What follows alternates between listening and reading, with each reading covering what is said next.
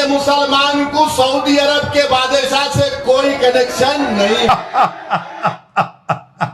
देखा, आ गए औकात पर। पूरा सुनो फिर बताता हूं। अरे गटर छाप, तुझे सऊदी अरेबिया से यह मतलब है जो एक कन्वर्टेड औलाद को अपने बाप से होता है।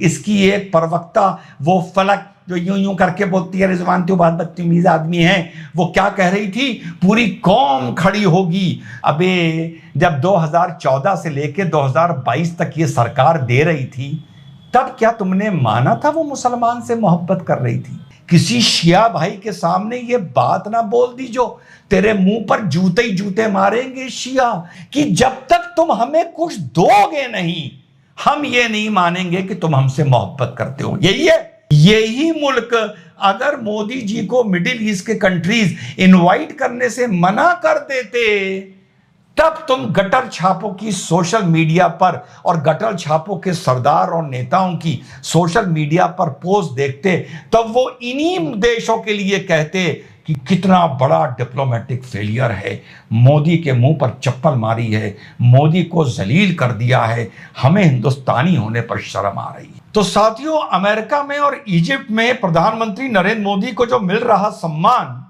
और उस सम्मान को लेके भारत में गटर छापों के दिलों में नफरत, चिढ़, और नफरत और चिढ़ जो वर्बल डायरिया यानी जुबानी डायरिया के चलते मुंह से निकल रही है, वो आज लेके आया हूं।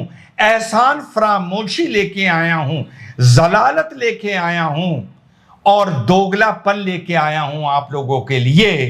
पूरा वीडियो देखिएगा।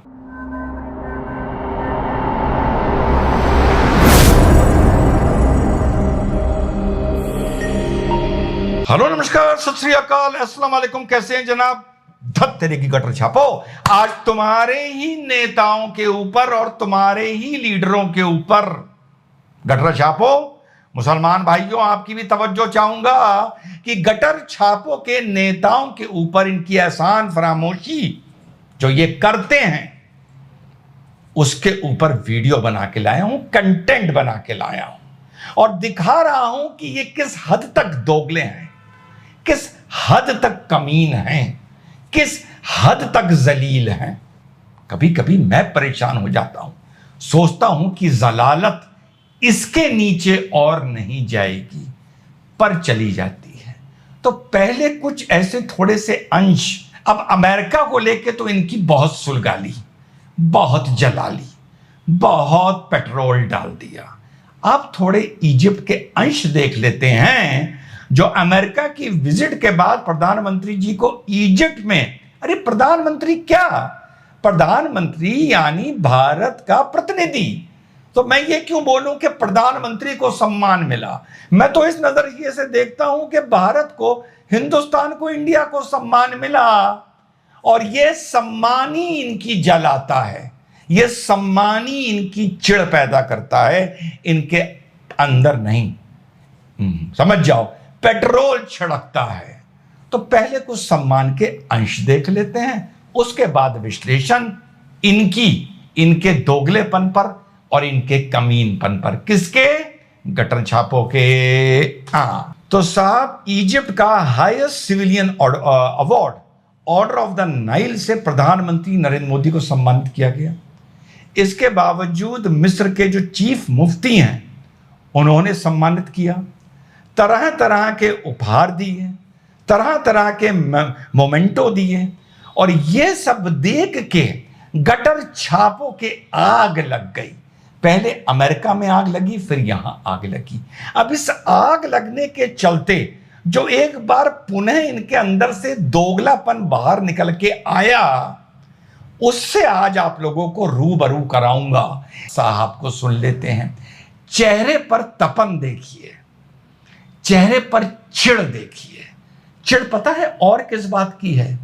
एनडीए के साथ अब जो पैट्रियोटिक या डेमोक्रेटिक अलायंस बन रहा है, जिसके लिए मैंने कल प्रोग्राम बनाया था, जिनकी पहली मीटिंग पटना में हुई थी, दूसरी इनकी मीटिंग शिमला में होने जा रही है, उन्होंने इसको लिफ्ट नहीं दी, उस अलायंस में इसको इनवाइट नहीं किया गया। रो रहा था एक प्रोग्राम में, मुझे नहीं बुलाया। अब वो चिढ़ इसके चेहरे पर नजर आ रही है कि 2024 में ये कहां स्पीच देने जाएगा, किसके लिए वोट मांगने जाएगा। इंटरनेशनल लेवल पर 13 अवार्ड मिले, तो उसमें से 6 अवार्ड जो उनको मिले वो मुस्लिम ममालिक से मिले। प्रधानमंत्री नरेंद्र मोदी जी को 13 अभी तक सिविलियन हाईएस्ट अवार्ड्स मिले हैं अलग अलग देशों में, जो अपने आप में रिकॉर्ड है, जिसमें से 6 मुस्लिम देशों से मिले हैं। अब आप इसकी चिढ़ देखिए, और इसका भी बर्क की तरह जो अभी मैंने आपको दिखाया था। एक आपको किस्सा याद दिलाऊंगा नुपुर शर्मा का, और इन लोगों का दोगलापन आपके सामने लाके परोस दूंगा। देखिए, जैसा सऊदी अरब, यूएई, इजिप्ट और शायद नामा याद नहीं आ रहे मेरे को, मैं हमारे मैडम फाइनेंस मिनिस्टर साहबा को बताना चाह रहा हूं, मैडम फ्रस्ट्रेशन शुरू हो रहा है, इसका फ्रस्ट्रेशन शुरू हो रहा है। इसकी चिढ़ देखिए, इसके चेहरे पर तपन देखिए। अमरावती के और हिंदुस्तान के मुसलमान को सऊदी अरब के बादशाह से कोई कनेक्शन नहीं। देखा, आ गए औकात पर। पूरा सुनो फिर बताता हूं। अमरावती के मुसलमान को यूएई के बादशाह से कोई रिश्ता, इजिप्ट के सिसी से हमको कोई मतलब नहीं है। अब आप एंटी नेशनल बात कर रहे, भारत के 20 करोड़ मुसलमानों को ईरान के मुसलमानों से क्या करना, सऊदी अरब के मुसलमानों से, उनके बादशाह से क्या करना, यूएई के बादशाह से क्या करना, इजिप्ट के सरबराह से क्या मतलब, ईरान के वो आयतुल्लाह जो भी है लीडर, उनसे हमको क्या करना है। हम इंडियन मुस्लिम हैं। हम इंडियन मुस्लिम हैं। अब मैं आप लोगों को इसका दोगलापन दिखाता हूं, इस जलील का। अब आप देखिए, परत दर परत दिखाता हूं। जब इन मिडिल ईस्टर्न कंट्रीज ने प्रधानमंत्री नरेंद्र मोदी को अपने हाईएस्ट सिविलियन अवार्ड्स दे दिए, तो ये कैसा फड़फड़ा रहा है और कह रहा है हमें वहां से क्या मतलब है। अरे गटर छाप, तुझे सऊदी अरेबिया से ये मतलब है जो एक कन्वर्टेड औलाद को अपने बाप से होता है। तुझ पर अगर वो प्रतिबंध लगा देंगे ना, तो तू हज नहीं कर पाएगा, तू उम्रा नहीं कर पाएगा। उनकी ये औकात है। तू सीधे चश्मे आबे जमजम का निकलता हुआ पानी नहीं पी पाएगा। तेरी ये औकात है। तू अरफात नहीं जा पाएगा, तेरी ये औकात है। तू तवाफ नहीं कर पाएगा काबे शरीफ का, तेरी ये औकात है। तू शैतान को कंकरी नहीं मार पाएगा, जलील इंसान, वो तेरी ये औकात है। इस्लाम का मरकज है वो। शायद जन्नत नसीब ना हो अगर उस मुल्क का बादशाह तेरे को वहां आने का शॉर्ट टर्म वीजा ना दे। सन 70 से लेकर सन 2010 तक हिंदुस्तान की कोई ऐसी बड़ी मस्जिद नहीं बनी, कोई हिंदुस्तान का ऐसा मुसाफिर खाना नहीं बना, कोई बड़ा हिंदुस्तान का ऐसा मदरसा नहीं बना। जलील इंसान जो वहां की ज़कात के बिना बन गया हो। जलील इंसान, ईद कब बनानी है तो चांद देखने के लिए वहां की रिपोर्ट का इंतजार करते हो। यहां दिखे ना दिखे, वहां अगर दिख गया तो अगले दिन ईद बना लेते हो, क्योंकि वो हमसे एक दिन पहले ईद बनाते हैं बिना चांद देखे। ये है तुम्हारी औकात उनके सामने। और दोस्तों याद करो, मैंने कहा था जब नुपुर शर्मा की बात हुई थी, तो जब नुपुर शर्मा की बात हुई थी तो मिडिल ईस्ट के यही मुल्क जिनका ये नाम ले रहा था, उन्होंने बड़ा स्ट्रॉन्ग रिएक्शन दिया था। याद है हिंदुस्तान का मुसलमान इस जलील जाहिल आजम के जाहिल लश्कर के सदस्य कैसे खुश हो रहे थे कि पूरा मिडिल ईस्ट भारत के खिलाफ हो गया है। इसकी एक प्रवक्ता वो फलक जो यूं यूं करके बोलती है रिजवान तो बहुत बदतमीज आदमी है, वो क्या कह रही थी, पूरी कौम खड़ी होगी, हिंदुस्तान नहीं पूरे दुनिया का मुसलमान इस देश के खिलाफ खड़ा हो जाएगा, नुपुर शर्मा के खिलाफ हो जाएगा।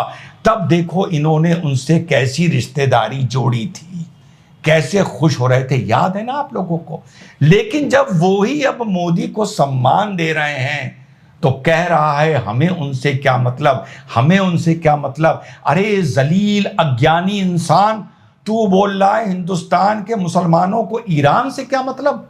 वो कोई खोमानी है, किसी शिया भाई के सामने ये बात ना बोल दी जो तेरे मुंह पर जूते ही जूते मारेंगे शिया। आज भी शिया अपने असली धर्मगुरु की जो उनकी चेन है, जो उनकी ट्री है, वो ईरान में जाके रुकती है। आज भी हर शिया के घर में खोमानी की फोटो ड्राइंग रूम में और लिविंग रूम में लगी हुई है। जलील को यही नहीं पता कि ये बोल क्या रहा है, पर क्योंकि आने वाली पटना और शिमला की मीटिंग से इसको निकाल दिया गया है, ये अलग थलग पड़ गया है। ना ये एनडीए का रहा है, ना ये यूपीए का रहा है। यही मुल्क अगर मोदी जी को मिडिल ईस्ट के कंट्रीज इनवाइट करने से मना कर देते, तब तुम गटर छापों की सोशल मीडिया पर और गटर छापों के सरदार और नेताओं की सोशल मीडिया पर पोस्ट देखते, तब वो इन्हीं देशों के लिए कहते कि कितना बड़ा डिप्लोमेटिक फेलियर है, मोदी के मुंह पर चप्पल मारी है, मोदी को जलील कर दिया है, हमें हिंदुस्तानी होने पर शर्म आ रही है। इतने बेशर्म हैं ये, इनसे मेरा मतभेद नहीं है, इनकी जलालत की वजह से मेरा इनसे मन भेद है। आगे सुनते हैं, मुसलमान से अगर मोहब्बत किसी सरकार को स्टैब्लिश करनी है तो उसे क्या क्या करना पड़ेगा, सुनिए। आपने माइनॉरिटीज का बजट 40%, माइनॉरिटी का फंड क्यों कम किया, माइनॉरिटी को जो सब्सिडीज मिल रही थी वो क्यों कम किया। अब इनकी परिभाषा देखिएगा कि माइनॉरिटी इनके हिसाब से कब मानेगी कि सरकार हमारी इज्जत करती है, सुनिए। जब मुसलमानों से मोहब्बत याद नहीं आई, आपने प्री मैट्रिक स्कॉलरशिप को रिस्ट्रिक्ट क्यों किया। जब मुसलमानों से मोहब्बत याद नहीं आई, मौलाना आजाद फेलोशिप को बर्खास्त कर दिया। अब मुस्लिम बच्चे, अक़लियतों के बच्चे बच्चियां ना फेलोशिप कर सकेंगे ना पीएचडी कर सकेंगे। जब मुसलमानों से मोहब्बत याद नहीं आई, मैडम बड़ी मोहब्बत है ना, तो ये CAA का कानून आपने मजहब की बुनियाद पर क्यों बनाया। हाँ, हो गया पूरी बात। अब आप इसका जवाब सुन लीजिए। जो मैंने कल के वीडियो में बोला था, परसों के वीडियो में, मौलाना आजाद फाउंडेशन जो रिसर्च स्टूडेंट्स को वजीफा या स्कॉलरशिप दिया करती थी, अधिकतर माइनॉरिटी के लोग थे। लेकिन माइनॉरिटी का नाम तो सिर्फ एक मखौटा है, अधिकतर उसमें मुसलमान थे। अबे जब 2014 से लेकर 2022 तक ये सरकार दे रही थी, तब क्या तुमने माना था वो मुसलमान से मोहब्बत कर रही थी। प्री मैट्रिक स्कॉलरशिप जब ये सरकार दे रही थी तो तुमने क्या तब माना था ये सरकार मुसलमानों से मोहब्बत कर रही थी, जो आज उसका मातम कर रहे हो। पहली चीज। दूसरी चीज, बड़ी खूबसूरती पकड़ के लाया हूं आप लोगों के लिए, खूबसूरत चीज, इनकी भाषा का आप शैली देखिए। इनकी भाषा की शैली, इनके भाषण की शैली, माफ करिएगा, ये बताती है कि जब तक तुम हमें कुछ दोगे नहीं, हम ये नहीं मानेंगे कि तुम हमसे मोहब्बत करते हो। यही है, एग्जैक्ट वही चीज बता रहा हूं। जब तक तुम हमें कुछ दोगे नहीं, तब तक हम नहीं मानेंगे। जब तक तुम हमें दूसरों के बराबर रखोगे, जो कल मैंने संतरे वाला एग्जाम्पल बताया था कि साहब 2 संतरे थे, एक उसके पास एक मेरे पास, तो साहब आप खुश नहीं हैं।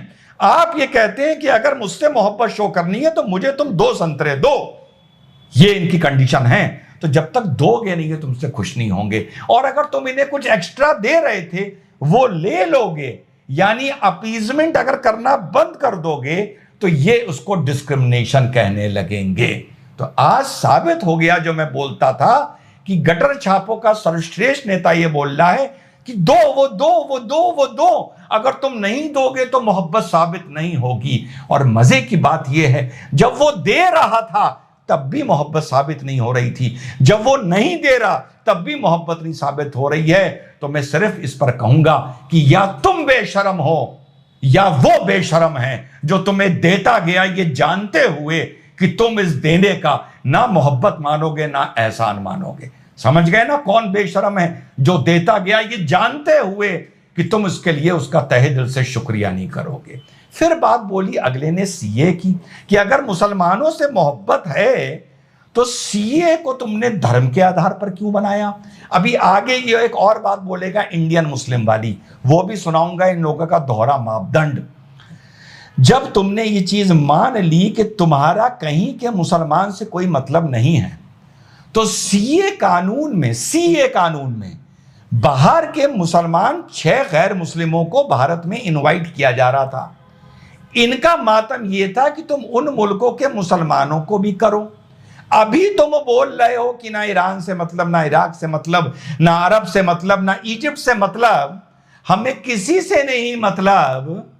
तो मेरे भाई सीए में जो अफगानिस्तान, पाकिस्तान और बांग्लादेश के मुसलमानों के लिए उनको भारत में बुलाया जाए, तुम मातम क्यों कर रहे थे? अगर तुम्हें सिर्फ भारतीय मुसलमान से मतलब है और दुनिया के किसी मुसलमान से मतलब नहीं है, तो सीए से परेशानी क्या और सीए को विरोध किया? कोई नहीं। लेकिन दोहरा मापदंड है। जब चाहते हैं मुसलमान के रिश्तेदार बन जाते हैं, जब चाहते हैं मुसलमान को अपने आप से अलग कर देते हैं, जब चाहते हैं शरीयत, जब चाहते हैं कुरान और जब चाहते हैं संविधान। आगे सुनिए। ओबामा ने क्या कहा? ओबामा ने कहा था कि भारत के मुसलमानों पे। इजिप्ट के पीएम ने, प्रेसिडेंट ने क्या कहा? इससे मतलब नहीं। ग्रैंड मुफ्ती ने क्या कहा? इससे मतलब नहीं। बाइडेन ने क्या कहा? इससे मतलब नहीं। किसी ने क्या कहा? किसी से मतलब नहीं। लेकिन ओबामा से मतलब निकल आया, क्योंकि जैसा मैंने पहले बताया, ओबामा ने सवाल उठाया। इतने बड़े द्रोही हैं ये, राष्ट्रद्रोही लोग, इतने अनैतिक लोग हैं, इतने जलील, इतने घटिया, यानी एक स्पीच में ही रंग बदलते रहते हैं। अगर मैं आप लोगों से कुछ झूठ बोलूंगा ना, तो कम से कम उसका अगर खंडन करना होगा या उससे पलट कोई बात करनी होगी, तो यार कम से कम 90 दिन का तो इंतजार करूंगा कि यार ज्यादातर लोग तो भूल गए होंगे। ये इतने जलील हैं कि एक ही भाषण में 4-5 मिनट के अंदर 2-3 बातें बोल देते हैं जो एक दूसरे की काट कर रही होती हैं। किसी से मतलब नहीं था, ठीक है, लेकिन ना बर्क को ना इनको, लेकिन अब ओबामा से मतलब हो गया। अब सुनिए। के मुसलमानों पे जुल्म हो रहा है, ये देश के लिए ठीक नहीं है। मैं तो पहली मर्तबा देखा मोदी जी को चाय कप में डालते हुए। चाय पिलाए और चाय पिला के बोले मैं और ओबामा टूटक बात करते। बोले थे ना, मैं और बोले मैं ओबामा तो ऐसा टूटक माने अरे तुरे से बात करते ना, ये कह रहे चल तो मोदी जी ओबामा ऐसी बात करते। मोदी जी उन्होंने ऐसा बोल दिया, मैं नहीं बोला, ओबामा बोले जिसके आप उनको चाय पिलाए। आपकी चाय का असर नहीं हुआ मोदी जी उनके ऊपर, शायद आपने शक्कर कम डाली थी या दूध ज्यादा डाल दिया था, मगर चाय असर नहीं करी। और यूनाइटेड नेशन की जो काउंसिल है, जो वर्ल्ड फ्रीडम ऑफ रीजन को स्टडी करती है, उसका एक्स प्रेसिडेंट ओबामा के लिए क्या बोल रहा है, ये सुनिए। I think the former president should spend his energy complimenting India more than criticizing India. India is the most diverse country in human history.